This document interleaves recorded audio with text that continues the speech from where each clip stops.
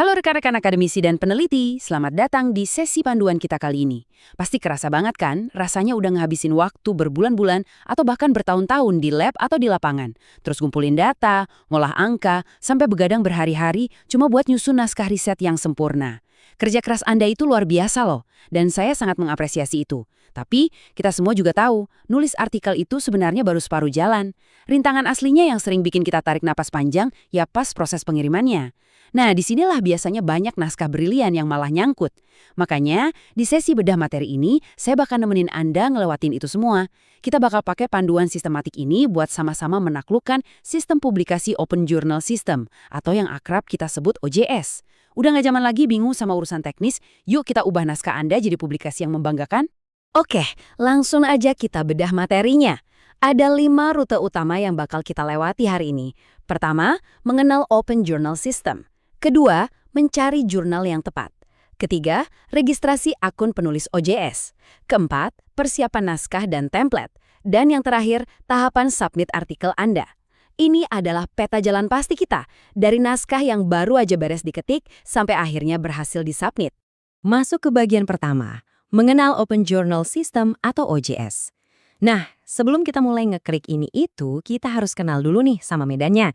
OJS ini ibarat standar baku yang dipakai sama mayoritas jurnal akademik, mau itu level nasional maupun internasional. Jadi bisa dibilang, nguasain platform ini udah jadi semacam keahlian wajib buat peneliti modern. Kalau merujuk ke panduan dari relawan jurnal Indonesia, ada 7 langkah krusial nih yang bakal jadi semacam master checklist kita.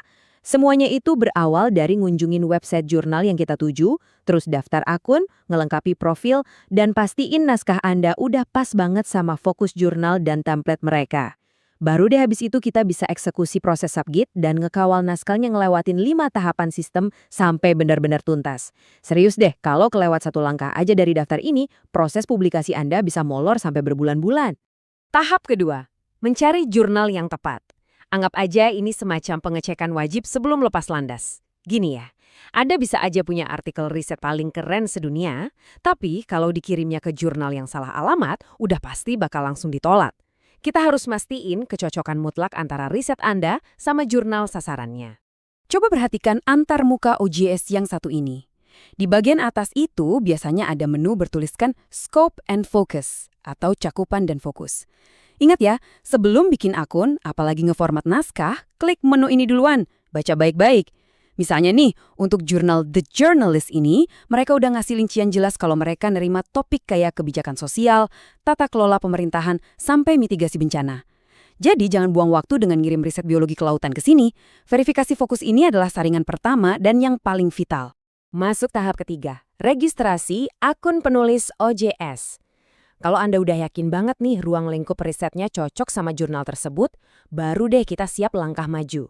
Mungkin kedengarannya sepele ya, tapi ini tuh fondasi buat seluruh identitas akademik Anda di jurnal itu nantinya. Jadi butuh ketelitian yang lumayan tinggi. Nah, ini dia penampakannya. Rata-rata jurnal yang pakai OJS bakal punya halaman registrasi standar kayak gini. Gak usah panik duluan lihat kotak kosong sebanyak ini. Emang kadang bikin pusing, tapi percaya deh, ngisi formulir ini dengan teliti di awal bakal nyelamatin Anda dari banyak banget drama ke depannya, terutama pas artikel Anda nanti mau diterbitin dan diindeks secara global. Dari sekian banyak kolom di halaman pendaftaran tadi, ada 5 elemen data esensial yang wajib banget akurat. Given name sama family name, itu ejaannya harus persis seperti yang Anda pengen tampilin di publikasi internasional. Terus affiliation, tulis nama resmi dari institusi atau kampus Anda. Country udah pasti diisi, dan yang paling kritis nih, email. Pastiin Anda pakai email yang paling aktif dan sering dicek. Soalnya semua komunikasi, mulai dari revisi sampai pengumuman diterima atau enggaknya naskah Anda, bakal masuk ke email itu. Tahap keempat, persiapan naskah dan template. Akun udah siap? Mantap. Tapi jangan buru-buru klik tombol submit dulu ya. Kita harus ngelewatin fase keempat ini dengan super hati-hati. Percaya nggak percaya, ini adalah jurang terbesar di mana banyak penulis hebat gagal bahkan sebelum naskah mereka sempat dibaca sama reviewer. Saya bener-bener harus nekanin bagian ini nih. Naskah Anda itu wajib, sekali lagi, wajib banget sesuai sama template atau panduan penulis yang disediain dari pihak jurnal. Jurnal-jurnal ternama itu bisa nerima ratusan naskah setiap bulannya loh. Kalau editornya ngelihat ada naskah yang tata letak, margin atau gaya kutipannya aja udah nggak sesuai aturan mereka, siap-siap aja kena desk rejection. Itu loh penolakan instan langsung dari editor tanpa perlu lewat proses review. Jangan sampai kerja keras berbulan-bulan Anda sia-sia cuma gara-gara masalah margin atau jenis font. Unduh template mereka dan sesuaikan naskah Anda tanpa kompromi. Intinya sih, Anda harus membedah naskah Anda dan perhatiin elemen-elemen spesifik ini. Editor itu bakal langsung ngecek, judul sama subjudul posisinya udah bener belum? Mereka juga bakal ngelihat abstrak Anda, jumlah katanya udah sesuai batasan belum? Terus, daftar kontributor harus ditulis lengkap, nama sama afiliasinya sesuai format. Dan ini nih yang paling sering bikin nyangkut, references atau daftar pustaka. Mau pakai gaya sitasi APA, MLA, atau IAEE, pastiin itu bener-bener ngikutin aturan dari template jurnalnya. Dan yang terakhir, tahap kelima.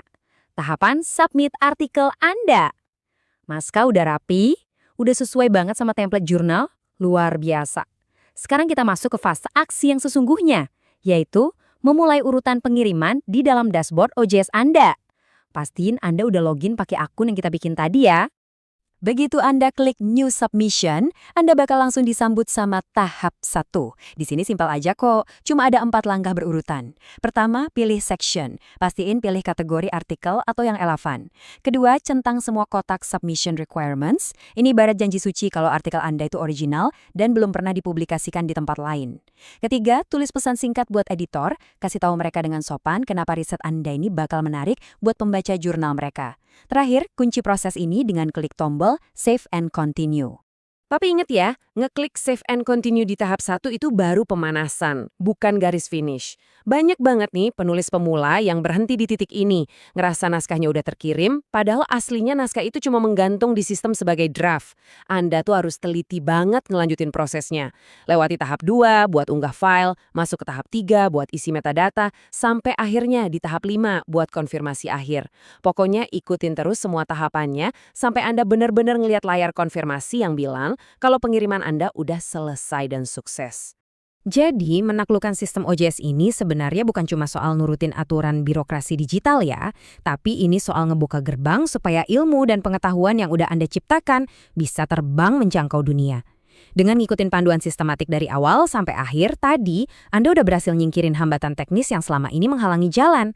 Nah, sekarang pertanyaan terbesarnya adalah, setelah naskah Anda berhasil disubmit, lolos review yang ketat, dan akhirnya dipublikasikan buat dibaca sama komunitas global, kemana riset Anda ini bakal bawa dampak selanjutnya? Bakal ngubah sebuah kebijakan kah? Menginspirasi inovasi baru? Atau mungkin jadi pemicu buat penelitian-penelitian hebat lainnya? Kekuatan itu sekarang sepenuhnya ada di tangan Anda. Teruslah meneliti, teruslah berkarya, dan saya nggak sabar buat baca publikasi brilian Anda yang selanjutnya.